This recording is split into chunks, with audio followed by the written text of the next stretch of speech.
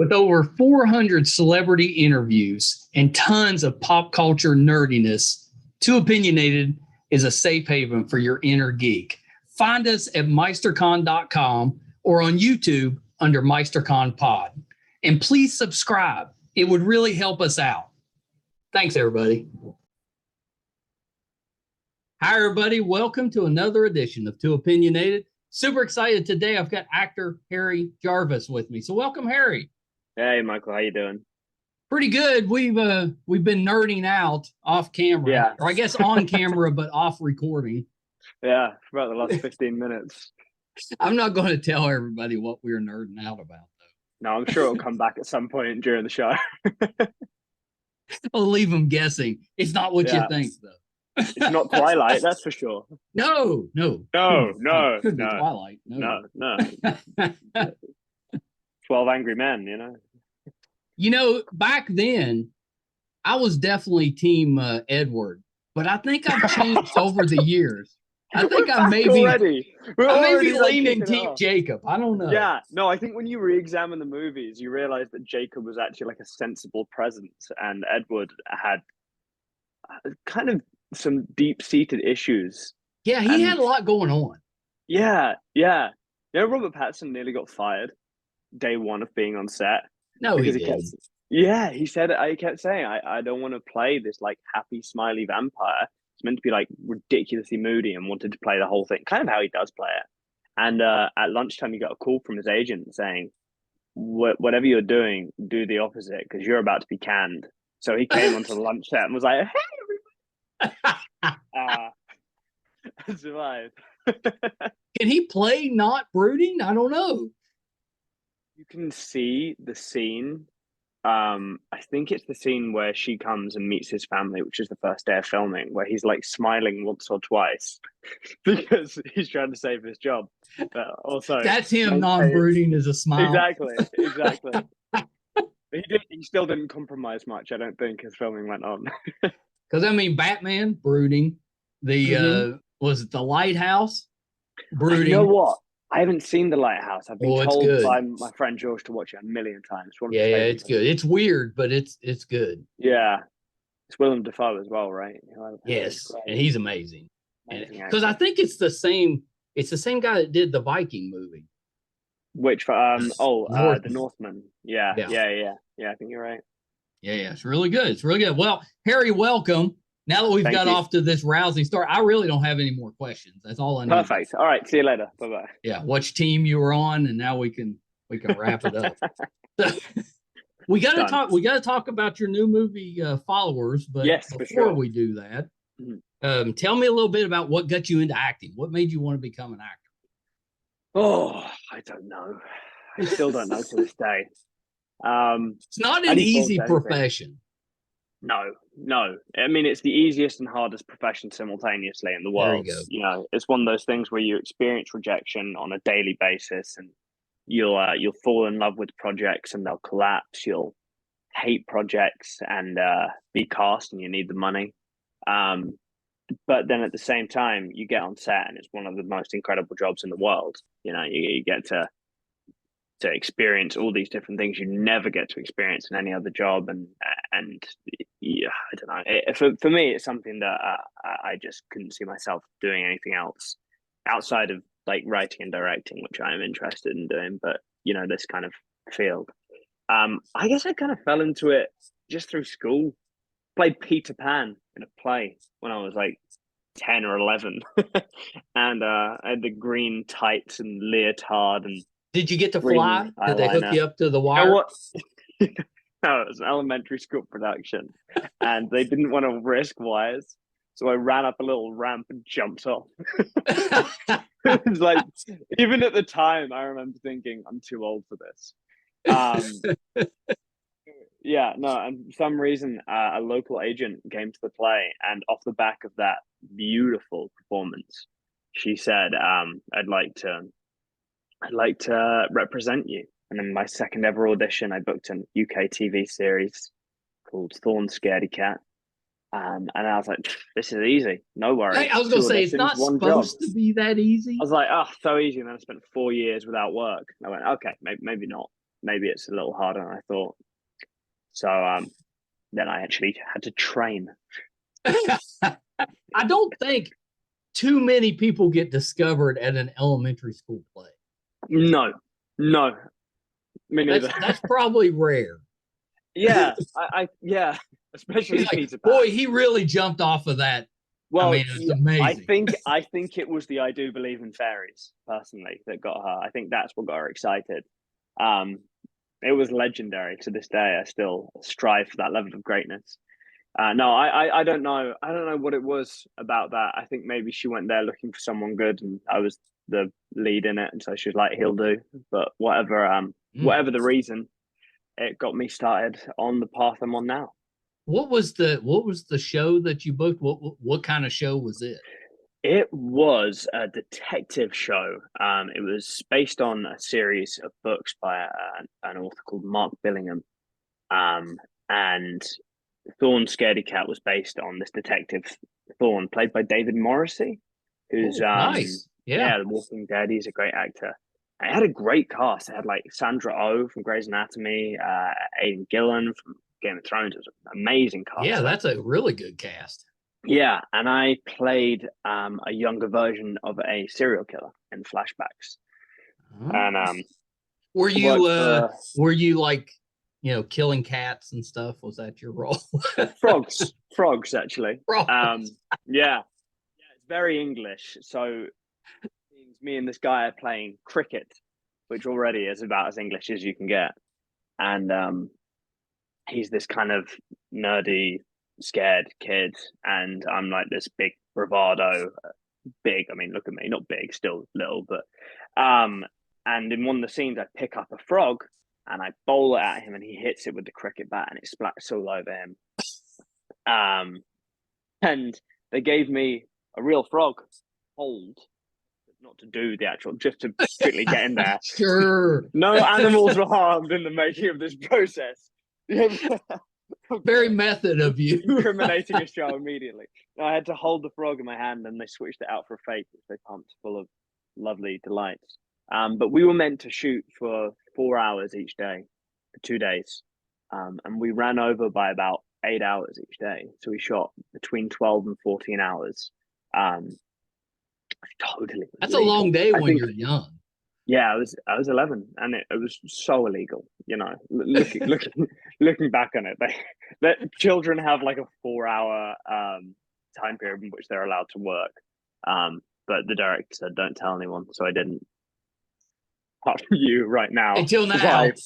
Now he's like, "Oh no, whole production's gonna get like shut down." Yeah, they'll never be able to be rerun again. But he said to me, I remember he said, the whole time we shot this in these 2 days, it was raining, it was miserable, we were going over hours and hours. People on the set were kind of like a bit grumpy because it was the last days. And he was like, "You hate this, don't you?" I was like, "No, I'm loving it." He's like, don't go into this line of work." He was like, "Don't." I was like, "Am I that bad?" He's like, "Just don't do it." He's like, "I don't care, but you just don't do it." And I was like, I'm really he said, "Look, you tell me by the last minute that you enjoy it, and fine, go and do it." And on the last day, the last day, he's like, "So, do you still enjoy it?" I was like, "Yeah, I'm loving it." And he was like, "All right, then you can be an actor." Well, you've always been kind of sporty too, though, right? Yeah, I love sports. I play a lot of football, soccer. Yeah. I grew up playing tennis. I loved kayaking, swimming, golf. I did a lot of sports growing up. Football's my big one. That's the one that I was the best at, though. But yeah, cricket. It's so English. Being in America and talking about cricket, people just don't. You talk about like the wickets. We do not understand it. I mean, it's kind of like baseball, but not. Just not, and it's like a slower, more boring. You can play 5 full days of cricket and not finish everything you need to until they just go, "Oh, it's a draw." Do you know that? You play 5 10-hour days. I thought I'm a baseball fan, but even I'll admit it's a boring game a lot of the time. But cricket then you have cricket that lasts like 100 times longer. Yeah, and Most of the time, the ball comes, and instead of trying to hit it, they just block it and go, "Good work, good work. We didn't get out." Yeah, that's cricket. I bet the injuries aren't as bad in cricket. You know what? No, but those cricket balls are so hard, and as opposed to baseball, where you're just trying to catch and field, cricket, you've got to try and block any ball that you can. And you have fielders standing 10 yards away sometimes, getting hit by 100-mile-an-hour ball. I've seen a friend of mine be knocked out by a cricket ball, hit him in Oh the my head and gosh. knocked him out. To be fair, it was his fault. He was trying to catch it, and it was like miles in the air, and he let it go through his hands. It was hilarious. He's okay. He's okay now, ish. I mean, he's all right. But I played with a kid when I played baseball, in kind of similar situation. A pop up, but he got underneath it, and it just went right through his hands and right in the forehead. And I just remember him laying on the ground with that ball just kind of sitting on his chest. Wait, what were the mechanics of this? It went, dude. Yeah, He just pretty landed right much. here. It was just sitting on him, and he just laid out. I don't know. Well, we were like Funny or- 13, and he was short, so he was Yeah. probably less than 5 feet tall. He was just a little guy. Knocked him out. Is he okay? I don't know. Is this story going I to don't know take what like a happened to him. drastic? He was I don't okay know. after. He got into the back of the ambulance, never saw him again. I mean, you know how that goes. Back then, we didn't check for concussions. You just, you rub some dirt on it and you got back out there. I mean, even with me back then, he got knocked out. They like shook him. They're like, "You're right." He's like, "Yeah." They're like, "Okay, get back up. We're playing still." He's like, Yeah, still playing. And if he got knocked out, he probably got some type of concussion. Oh, he definitely had some type of concussion. I'm sure he did, but he was fine. He still got through school. He went to university. He's doing fine. Like, what day is it? And he tells you the wrong day, and you're like, close enough. Yeah, that's fine. What year? Yeah, you got that one right. So that's cool. That's Yeah, cool. you're good. You're fine. Yeah. Did I see that you also played piano? Yeah. I got a little synth right here. Oh, nice. Yeah, I played a tiny bit in school. I did my grade 2, as you do, and then I did a movie called High Strung Free Dance about 5 years ago, something like that. And I had to learn 18 piano pieces for that in 3 months. So that was quite that's intense. a lot. Yeah, that was really intense. And I kind of fell in love with it after that. And is the movie just you having a recital? Yeah, it's just me. It's just me having a recital and then turning to the camera and going, and the next one, and then just continuing. It's about a West End Broadway show in New York, where a struggling pianist and an aspiring ballet dancer come together with a crazy choreographer director, and put on this show. It's good. I actually kind of love that. Yeah, it's really good. It's got do you know Jane Seymour? Love Jane Seymour. That's Dr. Quinn. That's right. Yeah, she's brilliant. She's awesome. Her the guy called Thomas Doherty, who's just done like the new Gossip Girl and that. You ever see that movie The Invitation that came out? Yes. Recently. So he's the lead guy in that. So it's him, and then this incredible dancer called Juliette Doherty. And that was actually so cool to work on. Really, really cool. It actually sounds really cool. Yeah. Jane Seymour did a Tom Selleck movie called what was that? Runaway, where they were battling like little robot spider stuff. It had Gene Simmons in it too. Oh, from Kids. Yeah. You know what's hilarious? I know this from Community, the TV show. They talk about it in Community. Have you ever seen that? I love Community. That was one of our 2020 binge watches. So we were late. You're kidding. Yeah, but we binged it. Community's one of those break. That seems like one of those things that could be like the most basic kind of sitcom, but then it's like such a spoof the whole way through is what I love about it. And Dan Harmon's such a great writer. Yeah. Yeah, I was like, why didn't we? I think we had started when it first came out, and we couldn't get into it for whatever reason. So we just Yeah. quit. And Well, then the first season, yeah, I get that. it took a little bit. It took a little bit. But yeah, when you binge it like that, once you get into it, it's pretty great. Yeah, I think the first season, he was kind of pandering to the studio a little bit. It felt like he was still playing on as this sitcom, and then it just becomes the weird and wonderful world of Dan. Yeah, it was Apart great. from season 4 where he left, and so they called it the gas leak year. I don't know Oh, if you right. Yeah, because they had a season after that, right? They had 2 seasons after that. Oh, Yeah, 2 seasons. Yeah, and they were a yeah. little rough. Well, he Rougher. came back for season 5 and 6, and season 6 is actually my favorite season because it's just ridiculous. Was that the season 6? Chevy Chase had already left at that point, right? Yes. Yeah. Yeah. That was a good season. Yeah, that was a good season. Yeah, it's pretty good. That's not bad. Okay, so Followers. Oh yeah, we're meant to talk about the movie. That's right. Yeah, we gotta talk about it. So Followers is a new movie. Yes. So what's the movie about?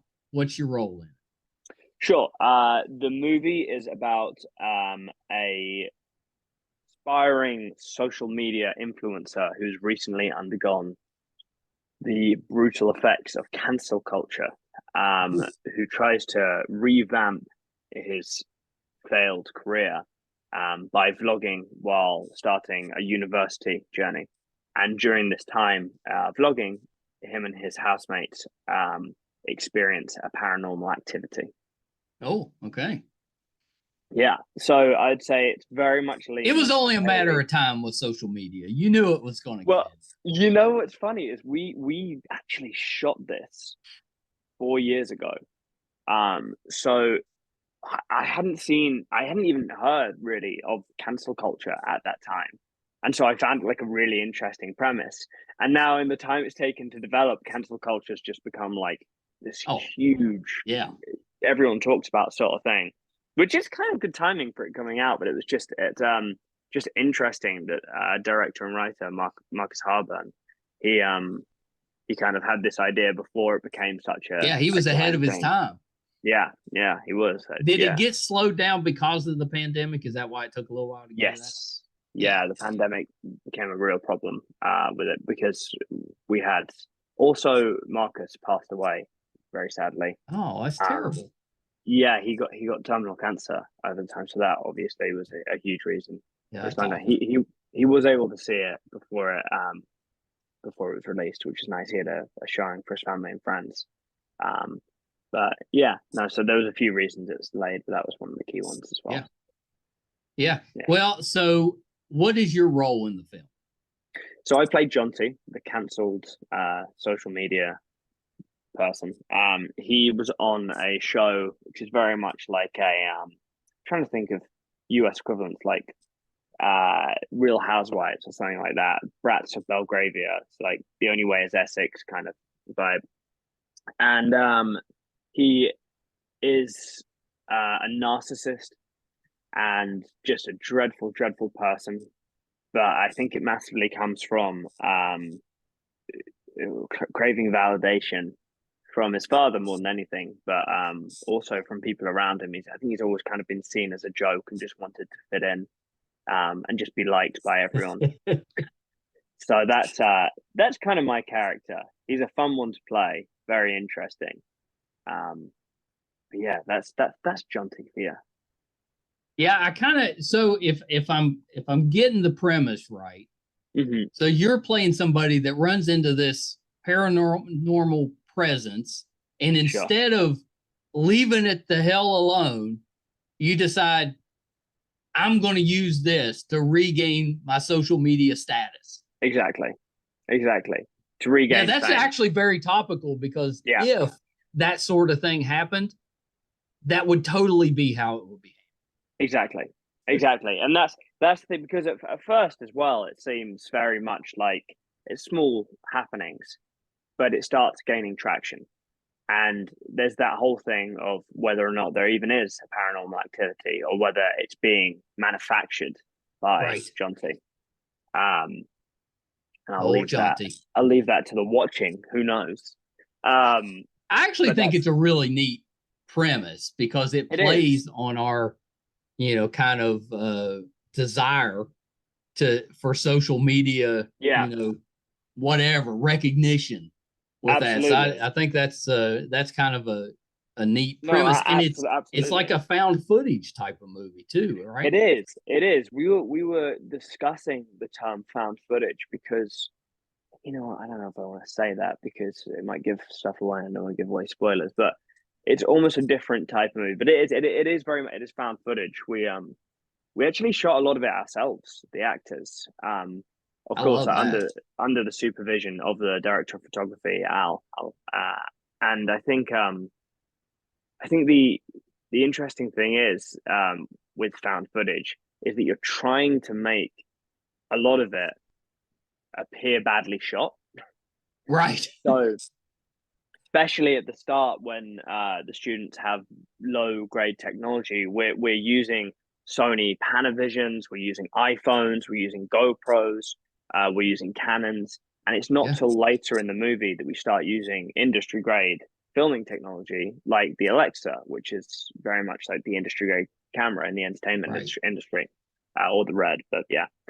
And so we had 15 different cameras that we shot with, and it was amazing from Alan, our director of photography, and Will Honeyball, our editor, who had to work in finding a way to grade all of these different cameras to look somewhat similar. And for people who don't know, grading is effectively color coordinating and changing each frame so it kind of Oh, appears different. Like in a rom com, for example, when you're grading, you're going to want to bring out all the colors as much as possible so it right. appears happy and cheerful. When you watch something like the Batman, like we were talking about earlier, you're going to grade that much darker. And you want to kind of take shots that That makes appeared lighter when sense. you shot them and bring them down to suit the tone of the rest Right. of the movie. With this, you have different things like a Sony Panavision, which is low grade quality. It might be kind of grayer. And then when you have the Alexa, which picks up all the colors, my Alexa just went off because I said Alexa. That happens so often when I'm talking about this camera. You kind of have to find a way to merge them so you're not put off by it appearing so vastly different in each Right. shot. And that's a real challenge for an editor and director of photography, and not something that in larger movies you really have to consider as much because you're usually using the Red or the Alexa and not all of these cameras. Yeah. So that was Yeah, a I can really see where that'd be challenging if you're using all so these different challenging. type of cameras, Yeah, and yet you got to put all that together. Yeah, it's really, really challenging, and they did a fantastic job. Will, especially the editor, he, I saw him cut together like 10 different movies Oh, effectively. wow. Yeah. Um, I've watched this film through different edits become a deeply horror film, a comedy horror, almost a mockumentary kind of. There's like all these different genres that could have come out of this film, and I think it very much becomes a comedy horror uh, with an interesting arc. And I love comedy horror, I think so we're going to watch it. So our studio, it'll seat Mhm. about 15 to 20. So I think we're Okay, going to get sure. a group together this because it comes out like on the 24th of March, which is Yeah, 2 days coming away out from soon. this interview. Yeah, Yeah, so I think that's what we're doing Saturday night. We're going to amazing. have a bunch of people over and check it out because movies, especially horror comedies, Yeah, those are so much better with a group. yeah. Oh, absolutely. And I'd say this is more comedy horror. Okay. I'd put the comedy first. I think the kind of vibe with it, it's batshit crazy. So the whole idea is this film just never settles. Um, it's one of the most weird, interesting films I've ever worked on. I think, Mm, um, and it was this weird balance of being a spoof in some ways, and being a comedy in other ways, and then falling into a horror. And it was trying to find our way to keep I where love this that. tone would settle. Yeah, it was a really interesting. I'm interested to see what you think once you've seen it.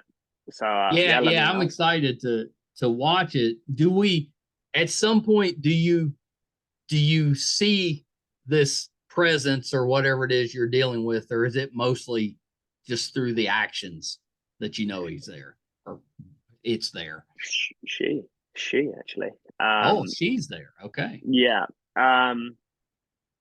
Yeah. You do eventually, but it's mostly through actions. Yeah. Yeah. But you do see glimpses eventually.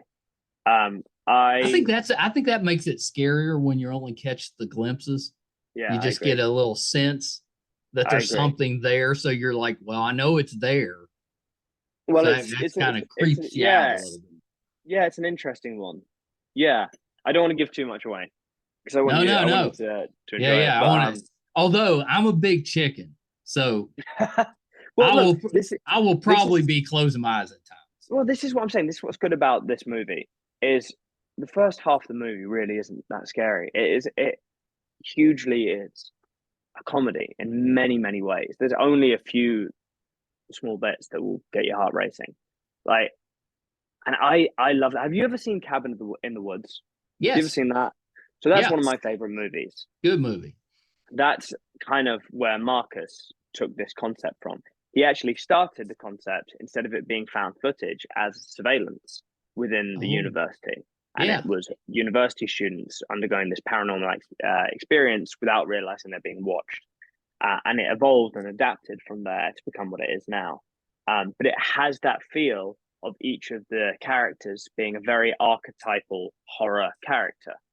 So, you have the jock who's Dan, who's like the big, muscly, it's split up, kind of gay.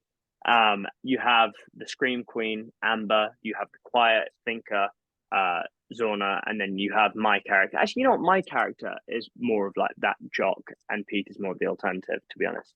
But we found that like really interesting, playing into these overly stereotyped characters. It's probably fun too. It is fun. And what's even more fun for me is that we had to find a way of making Jonty go from a terrible vlogger to a better vlogger. And so as it begins, he's just dreadful at what he does. And his vlogs just appear so cheesy and embarrassing. And it's slowly finding that way into getting him to be more proficient, but also more of an egomaniac as it continues. And that was a really fun journey, going from being just terrible to better. I think I'm worried for Jonty. I'm not sure he's going to make it out of this. Well, let's see. I'm worried for Jonty as well, and I've done it. You won't be worried. It sounds really. Once you see him, you'll hope he dies. It's fine. Yeah, I think it sounds fun. That's how I would describe it. And I love the found footage. Movies. I think they're terrific way to watch it because it makes it seem more real. Yeah, no, absolutely. I think it's a lot of fun. There's a lot of improv that happened on set, so a lot of the stuff is spontaneous. But yeah, no, I found footage very different to anything I'd ever done before. It was interesting, very interesting to shoot. Yeah, that's awesome. So it's Followers comes out March 24th. I'm assuming it's going to be streamed everywhere. I think so. I'm still waiting to hear the specifics. To be honest, I should probably have that loaded and locked. But I know it's on stuff like Prime. And other things.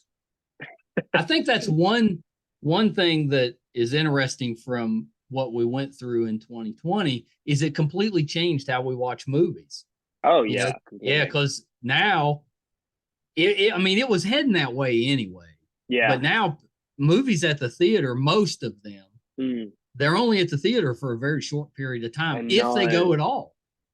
Yeah, which for me is a real shame because I still love going to the theater. I do too. I have a theater around down the road from me. I say down the road. It's a 20-minute drive, but LA, that's down the road. That means it's like 4 blocks. Yeah, it's 4 blocks. Exactly. You're just in traffic the whole time. You walk there, it actually takes you 3 minutes. But no, it's like up in Glendale, and it's $6 for a ticket, recliner seats, huge movie, and It's amazing. It must be a front for money laundering. I mean, it's just too cheap to do anything else. It's called Look Cinemas. You know, I'm going to call them out right here. That's right. If anyone wants to go and watch it, who's listening to this in LA, There's once I went to a theater that had reclining seats, and the one I go to, they're heated too. Yeah, I was like, this is the only theater I'm ever. That's the way. That's the way. But the thing is, for me, is sometimes movies require your full attention. That's why I love watching a movie on a plane. Because so many people I watch a movie like this. You know? Oh yeah, that's how my wife watches it. Exactly. I you know, sometimes I'll watch a movie with my girlfriend, and she'll be on her phone. Although we're both quite big cinephiles, so like she often does stay keyed in. And sometimes I'll just have to like take her phone off her. I'll be like, no. You have to what you're missing. I've just seen you miss. She's like, I didn't miss anything. I was like, did you see that glance? She's like, it's a glance. I'm like, it's subtext, it's context. That's going to be really important, and that's what gives you payoff in a movie. And I feel like with movies taking to the small screen now and going on Peacock, HBO, Netflix, Amazon Prime exclusively, I feel like I almost owe it to those movies when I watch them to put my phone aside and just stay keyed in and watch the movie, because it's just otherwise you miss things. You might think that you don't. I completely agree. So much. Yeah. The only time I do the phone thing is like if I'm working on a computer or on a phone, then I put something on I've already seen. Yes. But I like. Yeah, absolutely. And then you don't have to pay as much attention. No, absolutely. Completely agree. That's fine. I'll allow that. No, I'm just kidding. I think we're in agreement. It drives me crazy. I'm like, it's so good. Why don't you watch it? You know what I watched the other night that we both put our phones down and say keyed in the whole night? The Menu. Have you seen The Menu? Oh my gosh. The Menu is a crazy movie. Yeah, we watched it. Why wasn't that nominated? I don't know. It was so good. I think that is the most complete movie of the year. I thought Everything Everywhere All at Once was fantastic, but I thought the first 40 minutes took a minute to get into the actual sense of the movie. Agree. The Menu kept my interest from start to finish, and I thought conceptually wrapped up with incredible interesting characters, great actors. The writing writing was incredible. Yeah, I thought everything about it. I mean, the mise en scène as well, like how they did this with such a small space, and then I just thought the light and literally everything about it I thought was fantastic and perfect. I'm still mad it didn't get a single nomination. That is surprising, because really it was one of our favorites from last year. Right? The Academy doesn't like horror. I think that's what it is. Yeah, you don't see very many horror movies that. But Get Out did really well. Get Out did good. Psycho, maybe. Yeah, that's going back. If you have that's about it. Psycho, then you can say that horror is not seen in the Academy much. That was like 4 years ago now, right? No, I'm just kidding. A little while. A little while. I mean, it's Jamie Lee Curtis's mom, and I'm pretty sure she's the grandmother. So. Right. So yeah, you're going back a few years. Like going back a little bit. 58. When's Psycho? All right. So you mentioned that you might like to get into writing and directing. Yes. Is that something for the future, or are you dabbling in that now? I'm script writing a lot now. I've been working with a literary team on a TV series and a film, which I won't go into because I haven't even.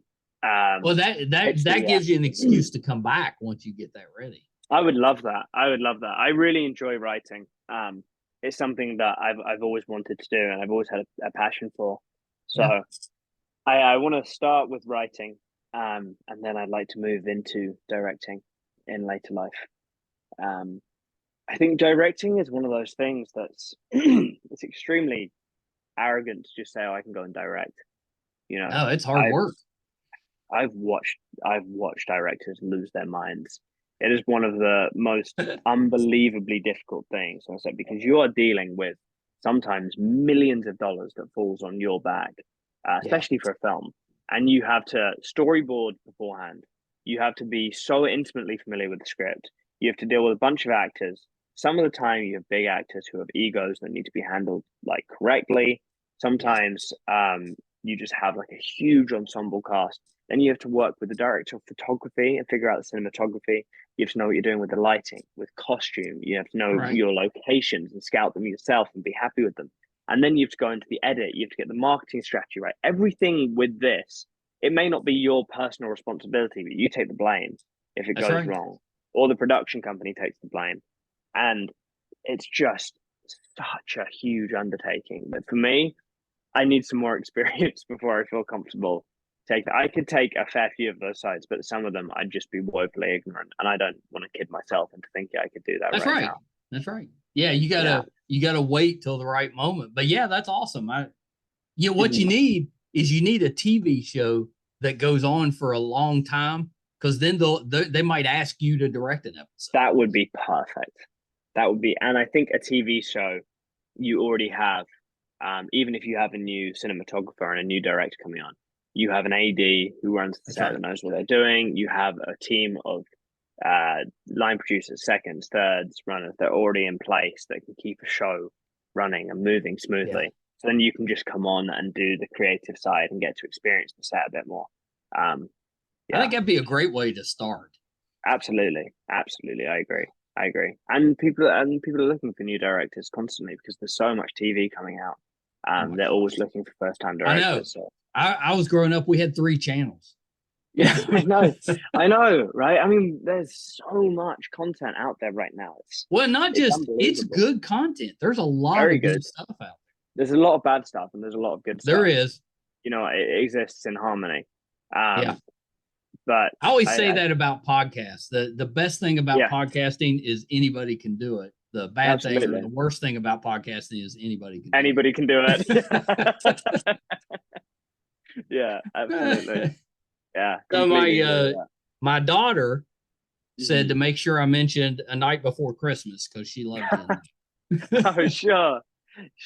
Yeah. What do you want to know anything about that? Well, she's one of those that like day after Thanksgiving she starts watching Christmas movies and that's it with that. Yeah. So, but no, she just said to let you know that because I always play that game with the family is like, so I'm interviewing, what have you seen them in? And she knew right off. Oh, that's cool. Night Before Christmas, because that was a good cast. And she said it was just a fun movie. You had a good role. Yeah, it was. It was a really fun movie. I only shot for 2-3 days on that. I shot in Ireland, and Josh and Vanessa shot, I think, a lot in Canada for it as well. But I wasn't on that leg. But no, it was a lot of fun. I was actually scheduled to play the lead in the second movie for that. Really? Yeah, I was contracted, but then the pandemic hit and Netflix cut back on a bunch of shows. Well, they did. Films. Yeah. So that didn't make the cut, unfortunately. Yeah, that's a shame because that would have been fun. Your character was fun in that movie because you were. You were fun. A knight. Yes. You were a sir. Yes. That was a night just before Christmas. Yeah. I was. No, that was a lot of fun. The chainmail was heavy. Oh, I weighed about 100 pounds. Riding a horse with that, I don't think my calves have had a workout like that in a long time. Because you're bobbing up and down. I'll tell you what, you should write a little like a workout. I should. I should. The medieval workout program. Yeah. Chuck on chainmail, 20 squats. Get on horse, 20 trots. Bestseller. Bestseller, yeah, absolutely. Number 1. No, because I always go through and try to figure out what I've seen you in. The one I really remember is you played like you were a younger version in that Kelsey Grammer show. Yeah. Oh, wow. You saw that. Yes, that was it. Yeah. I was struggling with trying to remember the name, but I love Kelsey Grammer, so I always Kelsey Grammer's great. Oh, really nice guy as well. Really nice guy. Yeah. He's got Frasier coming back out. Does he? I had no idea. You're kidding. Yeah, I just saw they had was that baby or BB Newirth that played Lilith, played his ex-wife on Frasier. That she just embarrassingly, I've never seen Frasier. Oh my gosh, That's like my mother's favorite show ever. You're kidding. You know, yeah, the two big ones that I've never seen, I think, are Frasier and Seinfeld. You got some binging to do. I know. To be fair, I feel like I've seen most of the other things that are coming out. I feel like there's so much TV. There's so much. It's strange as an actor because watching TV is just what people do anyway because it's fun. Right. But and I feel like almost ironic when I say I'm working, when I'm watching like White Lotus or the next big show that's coming studying. out. It's like, oh, I'm studying. It's like, that's bullshit. No, you're not. You're just watching TV. But at the same time, then you go into meetings and you head on sets and you talk to directors and they're like, so we want it a bit like Albie from White Lotus. And I would be like, yeah. So like, yeah. And that is like, and I've never heard of that one. So. Who's and I did a thing last year where I did a classic film binge and just went through like 100 of the top 250 on IMDb. Wow. Just because I was like, I need to have a better, more extensive film knowledge. That's right. And it's a strange one to try and pick up all this stuff and then at the same time convince yourself that you're not just goofing off and watching movies. So yeah, but yeah, Proven Innocent, Kelsey Grammer, he's great, and that was a shame that only ran one season. Yeah, I thought so too. I thought it was a good show. I never saw it, never watched it. I hate watching my own stuff. See, my son is like that. He does all the editing for the podcast now, but he used to be on camera and hated it. He just hated seeing himself on camera, and he refused to watch any of that. Whereas I always watch or listen because I'm trying to figure out things that what you can improve on. Sure. And I've done that. I've done that too. And I think it depends. Sometimes you're forced to watch what you do. That's right. You have to go to a movie premiere and sit there and cringe at every bit of acting that you don't like about yourself. And sometimes you don't have to watch it, or you do watch it and you're like, oh, okay, I'm happy with what I did there, or I could improve on this here. But no, I think Proven Innocent, it changed a lot from when I got the first script. It was Danny Strong who was co-writing it, and he just did Dope Sick. Right.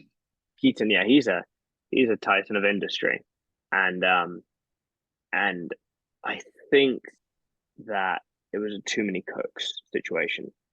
I think there were that happens a lot. I think there were maybe too many notes, and I think the acting performance was really strong and it was filmed very well. But I think that the story lost a little bit of what it was. I think it was still a good show, but if they'd have just allowed Danny to just fully take the reins, I think, and do what he wanted to do with that could have been a really, really interesting show. I don't know why studios and networks and stuff, they do that, because they're not the creatives in that area. It's their money. You're hiring somebody to do it. Let them do it. I couldn't agree more. But at the end of the day, it's their money. They have a formula generally for what they think works, and sometimes it does. They have a track record. It's not like these people are inexperienced. That's true. But I think what studios, and especially what streaming channels, are learning to do more and more is hire a creative and let them explore their vision. And I think it's just the right way to go, because even if it misses the mark, you get something interesting and something new, as opposed to a formulaic piece. I think that's why Marvel are struggling a little bit at the moment. I think people are starting to lose a bit of interest in Marvel because I don't think they're willing to take as many chances as they once were. Yeah. And I think they've got to start doing it again. I think they've got to totally start, agree. The last slate that's come out has not been, it's not that it's been terrible, but it's not been on the same level as what they put out. No, they've got to start doing like what DC are doing. They've taken the Joker and the Batman and they've made it much darker. And that's kind of what I was hoping for from like Black Widow. Like Scarlett Johansson's an incredible actress, and what she could have done with an R-rated movie there if they'd have allowed it to take that form, which they originally were planning on. I think they got scared off it. That could have been incredible. It could have been. Yeah, that would have made a difference. Yeah, I'm all for the family friendly movies because especially comic book movies, you want to get kids involved. But some of those you can't do them right without an R rating. So just lean into those.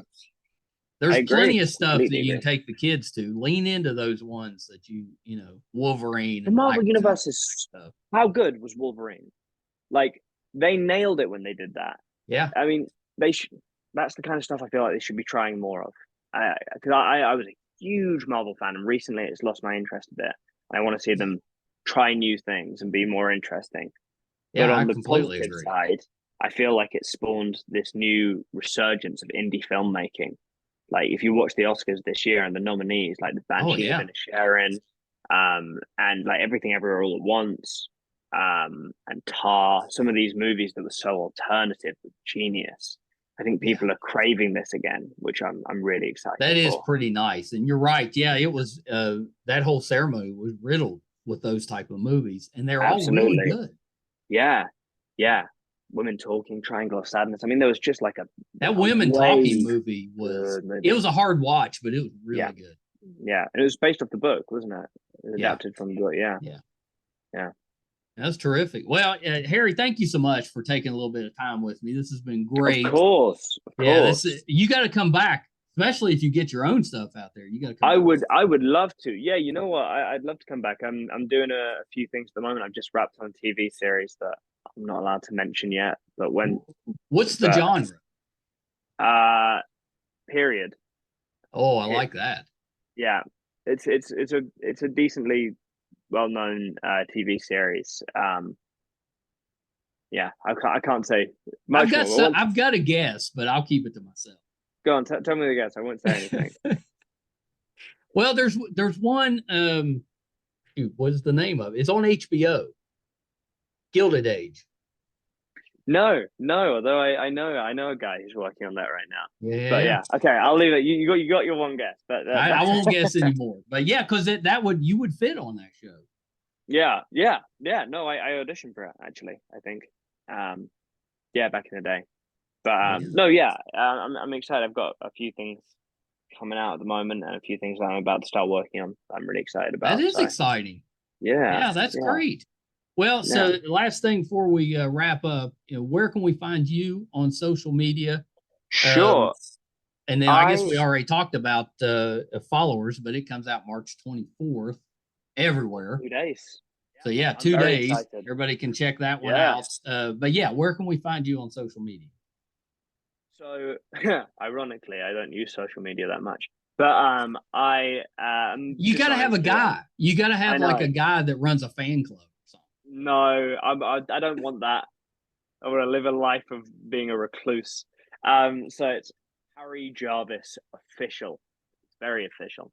On Instagram, and that's it. I don't have TikTok. My Twitter's like 17 years old. Yeah. Not really, but it's old. Well, you got to have Twitter just in case you want to go and see if anything's going on. Exactly. Yeah. If I want to see the latest controversial tweets from around the political world, then that's what I do. Yeah. But now Netflix, I think that's the nicest one. It's mostly just picture sharing, so that's a good one. Yeah. What, the streaming service? No, the Instagram. Oh, you said Netflix. I got confused then. Oh, did I say Netflix? Yeah, I think so. I meant Instagram. I was like, do they have like their own social media? No. Instagram's the one to have. Netflix is fine. Instagram, I think, because Instagram is kind of what Facebook was for like 5 minutes before we screwed it up. Yeah, absolutely. I agree with that. Instagram is the one for me. That's the one I use. Yeah. Well, Harry, thank you so much. Let's plan to talk again. I'd love that. I really enjoyed this. Fun. Yeah, let's talk about Twilight for like half an hour next time, and then we're gonna do a whole episode just on. Let's just do Twilight. Why not? Let's rewatch. Let's just do a watch along. We'll just commentate over it. We'll do like all. It's 5, right? Because they did two part 4s. Yeah, it's 5. Yeah, Great. we'll do 10 like 10 what hour, we 10 call hour it, watch along. a live stream of Yeah. us just watching Twilight. Yeah, examining the relationships. I'm down. We'll spend a weekend watching Twilight and just stream all. Do it in one day. You know, when I was younger, I could do that. I don't know if I could sit through 10 hours of Twilight now. No, I tried recently with Lord of the Rings, just watching I did all of too. them. No, you can. I could only fell do asleep. one a day. I fell asleep. I couldn't do it. Well, and then you got The Hobbit.